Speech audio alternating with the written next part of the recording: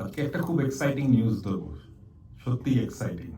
নমস্কার বন্ধুরা, আমার নাম বাসব রায়।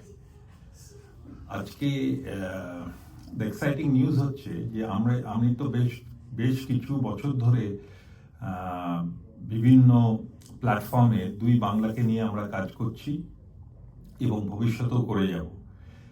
তো এক্সাইটিং নিউজটা হলো যে আগামী আগামী বছর একদম রবীন্দ্র জয়ন্তীতে, মানে 9th মে 2026, সেদিনই রবীন্দ্র জয়ন্তী, সেখানে আমরা নিয়ে আসছি আমাদের দিদি বাংলাদেশ থেকে রেজওয়ানা চৌধুরী বন্যা। ইয়েস বন্ধুরা, ইজন্ট ইট এক্সাইটিং নিউজ? হ্যাঁ, একদমই এক্সাইটিং নিউজ। দুই বাংলা আবার একসাথে হয়ে Sydney's big B media and entertainment and Prabhat Pheri দুই বাংলা মিলে আবার নিয়ে আসছি আমাদের ধুম 2026। আর এটার এবারে একটা নতুন আমরা হল পেয়েছি, দারুণ ভেনিউ, মানে স্টেট অফ আর্ট ভেনিউ। অনেক এখন অব্দি সিডনিতে বাংলা কনসার্ট এখানে এখনো হয়নি ভালোভাবে। তো এটা হচ্ছে পেনরিতে।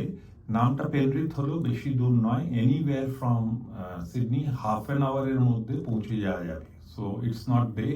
ক্যাম্বেল টাউন, মিন্টো, ওখান থেকেও জাস্ট পেছন দিয়ে এখন দারুণ রাস্তা হয়ে গেছে, সবাই পৌঁছে যাবে।